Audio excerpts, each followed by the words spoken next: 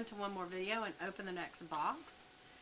So, I'm looking at my different boxes. I'm falling in love with some of this, y'all. These little different buttons. I didn't get to show you really in the last video, so. This one, I did show you the butterfly. That is such a cute little button. I wish I could. I can't really because I'm holding them in my hand. What if I did it this way? Will that block it? So you can kind of see it. And look at the little bunnies and the little squirrel and the fox. Oh my gosh, that is definitely going to be the centerpiece. But then you end up putting it with these other pieces. And you either can quilt with it and make a small little quilt, or you can window box with it, or shadow box, I mean. And then you can add layers of different kinds of things like material, and then cards, or tags, or buttons, or pieces of doilies, of lace, or edges of curtains, or pillowcases, or whatever. So, but you just kind of keep your color palettes together. You know, I did the rose one. This one's a little more blue-green, and I did that on purpose because I didn't want them to look too much alike. But I still may make all of this into a quilt, and not for a quilt for a bed that you would lay on, but a quilt that you would display. And so that's what I'm thinking of doing with this. So let me just make sure I don't want any of this folded because it's all been pressed, and you want to keep it pressed, and I don't want to lose any of my buttons. And I'm a little hot, so it's sticking to me. And that one is getting, there we go. Okay. So that's the second box. There is a third box. Oops, I don't want to miss these pieces. Hold on.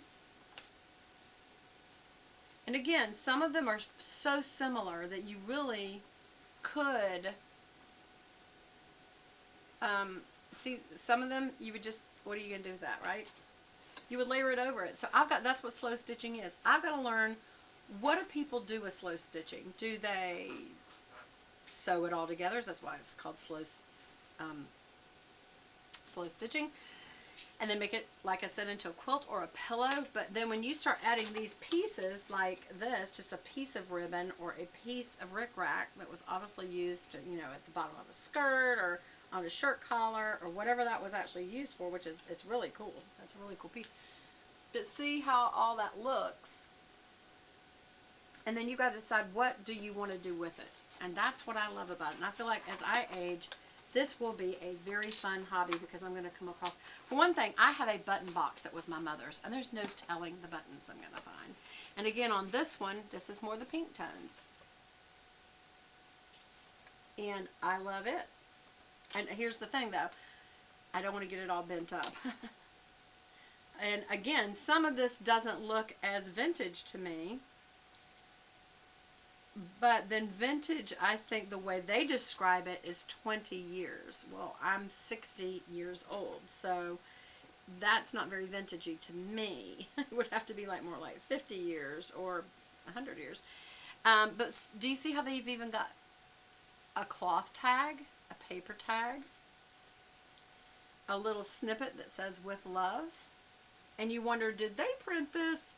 Or is this really from, you know, I don't know this vendor that well yet, so I can't really say yet. This is really cool with the, just, you know, the different kinds of lace and the different kinds of prints of things. This clearly was either on like a collar, a cuff of a shirt, and it may have even been from a factory that, you know, they had these leftover pieces and were throwing away, and they got washed, and look at that embroidered edge.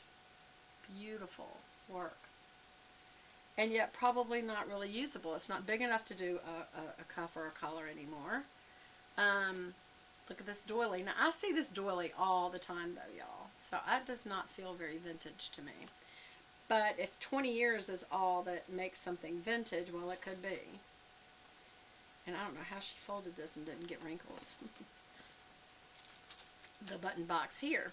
And that was all just little pink buttons. And see how it came in a little envelope where she clearly has stamped a pair of scissors? There's things in here that are stamped, and I'm thinking, were these recently stamped? Because that's not vintage. But it looks vintage. And that's part of it to me, is that it looks that way. See, this looks like the corner of a tablecloth. That's not a doily. That looks like a tablecloth. But it is pretty. And that's the point, is you can take old things or useless things in the eyes of some and make it into a really pretty piece. This will be my feature piece in this box. Because it is just, I love toile because it's a picture. It's a French picture. So that's that one. And then last but not least, let's open this one. I don't remember what this colorway was.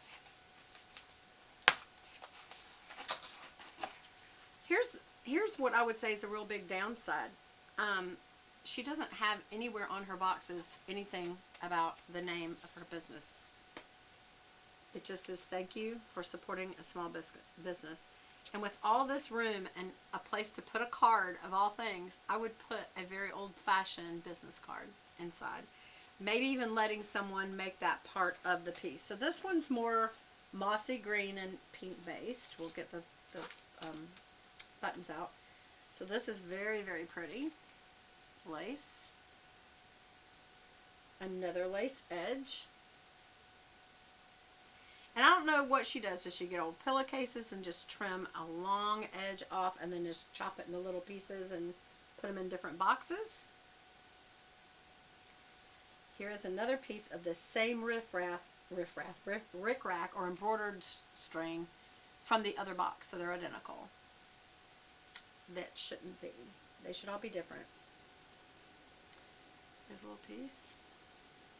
Look at this. Look, a little piece of it looks like a little crochet piece that somebody would make into a little, put 100 of these together, make a little quilt. There's also a dog hair on that. It's funny.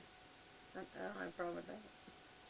Now this is DNC string, and I'd love to know the year this was actually done because I have plenty of this. So that gives me the idea that you could use it that way because you might lay it across in the picture to imply sewing. Then this is a real pretty piece. That looks aged, to be honest. It's kind of, the coloring is aged. Beautiful piece, actually. Love this. Look at this little embroidery that someone did on a piece of linen. Just 4 little flowers. Look at this piece, y'all. Wow, that might be my focus piece.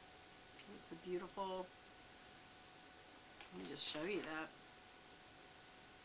Looks like the piece where somebody got started and then they just quit. That would definitely be the focal piece on this collection. And see, that may be how I do it. Maybe do 3 pictures, frame them in like a wood grain metallic gold paint with no matting or, surrounding matting, and just have all this almost like a window box. I mean, I keep saying window box. Shadow box.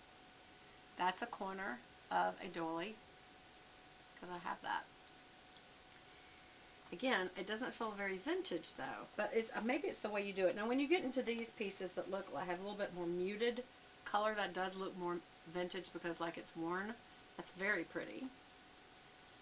And as you see these colors that are just going together, she mixes these florals that are very busy with florals that are not very busy in the same color tones or colorways, but not the same exact colors.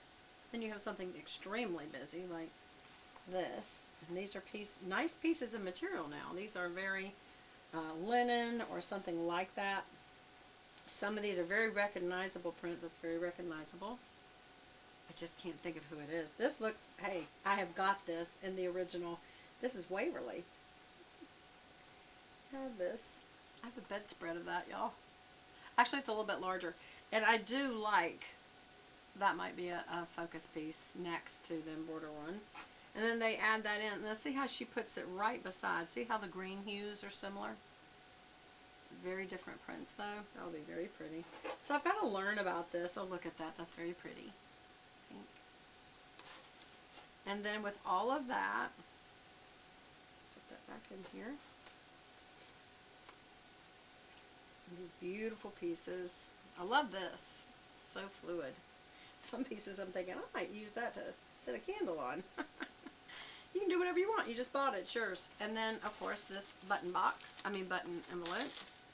It's So let's see what they look like. Again, if you have a grandma or a mommy that has old buttons, there's so much you can do with old buttons in art. Even if you did nothing but glue down the buttons just abstractly on a really cool piece of paper, whether it's white or black or metallic gold or silver or cream or, you know, blush or whatever color you want to use to really highlight them. Again, see, these are all very kind of pastel-y this time.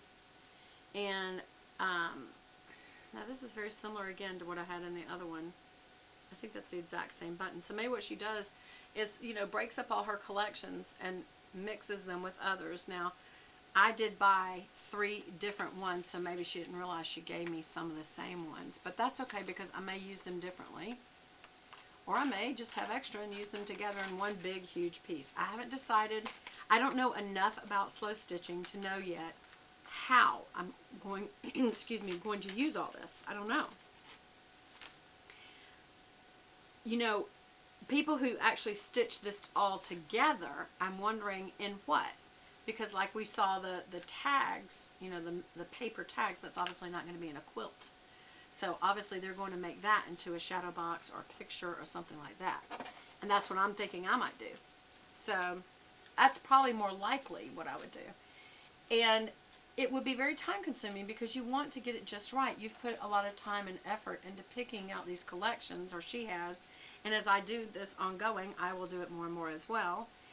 You want to make sure you get it placed nicely. So again, that is this box. And give me your thoughts on slow stitching. Do any of y'all know any